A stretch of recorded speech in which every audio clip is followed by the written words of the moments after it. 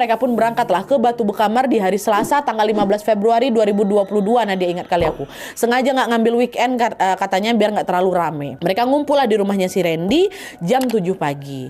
Nah, dari sana mereka naik 2 mobil, Wak, dan menempuh perjalanan kurang lebih 2 jam sampailah ke base camp pendaftaran yang ada di situ, di desa X lah kita sebut. Nah, pas nyampe di lokasi, mereka sempat bingung, Wak, karena di sekitar tempat parkir tuh nggak ada loket pendaftaran gitu loh. Bahkan pelang penanda jalan pun katanya nggak ada, kata si Dito. Nah, si Randy ini nanyalah ke warga setempat. Kebetulan waktu itu ada 2 warga yang lagi mau berkebun, namanya Pak Wahyu sama istrinya. Randy nanyalah sama mereka, "Pak, Bu, permisi, kalau misalnya mau Batu Bekamar lewat mana ya, Pak? Ya, terus beli tiketnya di mana?" katanya. Pak Wahyu ini nyaut, "Oh, nggak ada tiket masuknya, Nak. Tapi kalau butuh jasa tour guide, ada warga di sini. Kebetulan anak saya juga sering kok nganter-nganter pengunjung untuk masuk ke Batu Bekamar," katanya. "Kalau misalnya kalian mau diantar sama anak saya, ya nggak apa-apa," kata kayak gitu.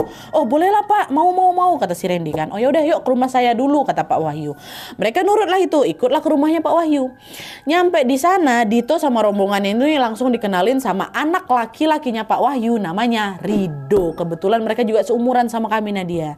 Kenalan lah kami kan, apa segala macam, nih Randy, ini Nadia, ini apa segala macam. Habis itu Randy bilang, "Rido, tapi kami mau ngecamp do di sana semalam, nggak apa-apa kah? Kamu bisa nemenin kan sampai besok? Jadi nggak cuma nganterin aja," kata. "Oh, bisa Ren, aman. Kalau ngecamp nanti aku pasang tarif 1 orang 35.000 aja." "Oh, oke, nggak apa-apa." "Yaudah, kalau kayak gitu aku ambil perlengkapannya bentar ya," kata Rido. "Oke do," kata mereka. Dah, habis ngambil semua perlengkapan, Rido pun ngebriefing lah, Wak, mereka satu persatu soal medan yang akan dilewati. Ini kan Rido bilang, "Perjalanan sampai ke Batu Bekamar kurang lebih 4-5 jam, kakak-kakak. Nanti kita bakal lewat kebun warga, kita akan masuk area hutan, dan di sana nanti ada 4 sungai kecil. Kita harus nyebrangin semuanya.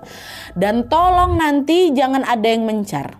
Dan juga perlu diingat, selama di perjalanan jangan berisik, jaga ucapan, jaga sikap. Kalau ada yang capek atau pusing langsung bilang sama aku. Terus, kalau kalian lihat hal-hal aneh selama perjalanan, diam aja. Tolong, aku minta tolong diam aja, jangan cerita waktu lagi di sana. Ceritanya waktu kita udah pulang aja." "Ngerti?" kata Rido. "Oh iya siap, ngerti Rido," kata mereka.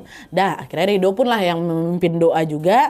Terus sekitar jam 11 siang mereka bersebelas ini pun udah sama Rido ya, mulailah jalan, Wak, ke Batu Bekamar.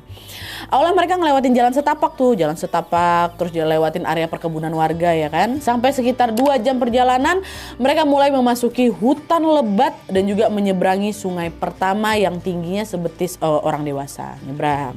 Terus lanjut jalan lagi nih, sampailah ketemu sungai kedua. Nyebrang lagi gitu, nyebrang. Sampai sini masih aman-aman aja, Wak. Mereka enjoy kali dengar cerita Rido juga bercerita ya kan. Mereka juga ada yang asik ngobrol, ketawa-ketawa juga. Dah, ya biasa lagi kumpul sama kawan-kawan SMA gitu. Terus ada lagi di tempat yang belum mereka kunjungi apa segala macam. Nah, sampailah mereka di sungai ketiga. Disinilah suasana tiba-tiba berubah mencekam, Wak. Nah, jadi waktu mereka udah masuk ke sungai ketiga nih, rombongannya Dito nggak sadar kalau salah satu teman yang perempuan namanya Dewi ketinggal di belakang, Wak. Mereka nggak ada yang ngeh nih pertamanya. Dan mereka nyebrang tuh sungai ketiga. Barulah beberapa ratus meter setelah ngelewatin sungai ketiga ini, Dito yang ngeh duluan. "Dewi mana, Wak?" katanya. Yang lain ikut celingukan juga tuh ke belakang ya kan. Tapi nggak ada satupun juga yang ngeliat Dewi. Iya ya, mana si Dewi nih? Panik mereka semua. Nah, si Rido yang di depan si guide ini pun langsung, Wak, gas lari balik ke belakang ke arah sungai tadi untuk nyariin si Dewi. Disusul juga nih sama yang lain ya kan. Nah, pas nyampe di ujung sungai yang ketiga ini, Rido ngelihat Dewi di seberang sungai itu lagi berdiri, Wak, mendongak ke atas sebuah pohon yang besar kali. Memang pohon itu ada di pinggir sungai. Didongak aja gitu. Diteriakin lah sama mereka yang di seberang kan. "Dewi, woi, Dewi," gitu dipanggil-panggil. Nggak nyaut si Dewi nih, Wak, nggak ditengok sama si Dewi. Akhirnya disamperin lagi lah itu sama si Rido. Nyebrang lagi mereka. Pun waktu dideketin sama mereka, Wak, Dewi nggak gerak sama sekali, tetap kayak gitu. Dan tatapannya kosong pula. Ini ada yang nggak beres nih sama si Dewi, kata si Rido kan. Akhirnya Rido cepat-cepat ngambil air yang ada di sungai, taruh di telapak tangannya, dibaca-bacain doa sama si Rido, dibasuhlah wajah si Dewi pakai si air itu. Terus dibasuh ya kan. Habis itu baru Dewi tersadar, Wak. Cuman lemas badannya, gemeteran, takutan juga mukanya kan. Nah, ngeliat itu yang lain pada khawatir kan. Si Nadia nanya, "Dew, ngapa kau? Kau tengok apa?" Tapi di situ langsung dipotong sama si Rido. "Udah, stop. Udah, jangan ditanya dulu, kau juga jangan ngomong apa-apa, Dewi. Kayak udah aku bilang tadi, jangan cerita apapun yang kalian lihat selama di sini ya. Dan sekarang mending kita istirahat dulu di sini sampai kondisi si Dewi ini membaik. Habis itu kita lanjut jalan lagi," kata. "Jangan di sini," kata si Rido.